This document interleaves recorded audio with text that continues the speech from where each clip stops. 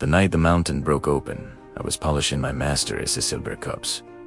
The house was quiet. My master, his wife, and their children had gone to a banquet near the forum. The other servants and I remained behind, finishing our work and enjoying the rare calm that comes when the household is away. Then came the shouting in the street. At first, we ignored it. In Pompeii, there was always noise vendors, drunken revelers, arguments. But this was different. A man burst through the open doorway, his face gray with dust. "The mountain," he cried. "Mount Vesuvius is erupting. Ashes falling beyond the walls. Leave the city now." We rushed into the courtyard. Over the rooftops, I could see a black column rising into the sky, like a pine tree made of smoke. The ground trembled faintly beneath our feet. Panic seized the house. Some servants ran immediately into the street. Others fell to their knees, praying. I stood frozen for a moment, staring at the mountain that had always seemed harmless, almost protective above the bay. Then I thought of my master. He trusted me with the household stores. If the house were lost, at least something of his wealth should survive. I hurried to the strong chest in his study and filled a small sack silver cups, a signet ring, a purse of coins, and a small statue of Mercury he kept on his desk for luck. They were heavy, but not too heavy to carry. Ash had already begun to fall when we fled. It came down like gray snow, coating the streets and stinging our eyes. People were everywhere, shouting, crying, carrying children or bundles. Some pushed carts piled high with belongings. Others ran with nothing but the clothes they wore. I did not see my master. I told myself he would return to the house and find it empty, and he would follow us. Surely he would escape.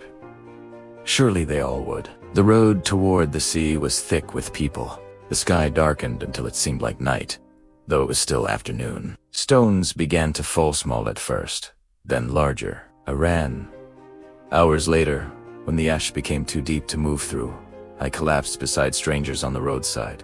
We waited through the darkness as the mountain roared like an angry god. When morning finally came, the sky was pale and silent. Pompeii was gone. Weeks later, I reached the bustling harbor of Naples, along with hundreds of others who had fled the destruction of our city during the eruption of Mount Vesuvius in 79 AD. Refugees filled the streets. Some had lost families. Some had lost everything. I still had the sack. For many nights I slept in a crowded warehouse near the docks, turning the signet ring in my fingers. My master's crested dolphin and trident was engraved on its face. I waited, hoping someone would come asking for it. No one ever did.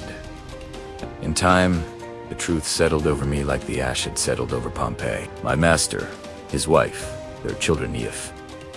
They had not escaped that night. The mountain had taken them. I was a servant with no master. At first, the thought frightened me. My whole life had been spent under another man's roof, following his orders, guarding his property. Without him, I did not know who I was meant to be. But Naples was a city of opportunity. Merchants arrived from across the sea. Fishermen unloaded their catch every morning. Builders needed hands to repair homes and warehouses. Slowly, I began to work first, carrying cargo at the docks, then assisting a metalworker who needed someone careful with tools. The silver cups I had saved were eventually sold, one by one. With the coins, I rented a small room and bought my freedom from hunger.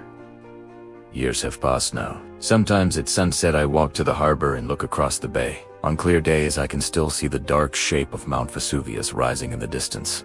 I think of the house in Pompeii, courtyard fountain, the smell of bread in the kitchen, the laughter of the children. I could not save them. But in saving those few precious objects that night, I unknowingly saved myself. And here in Naples, beneath the same mountain that destroyed my old life, I have built a new one.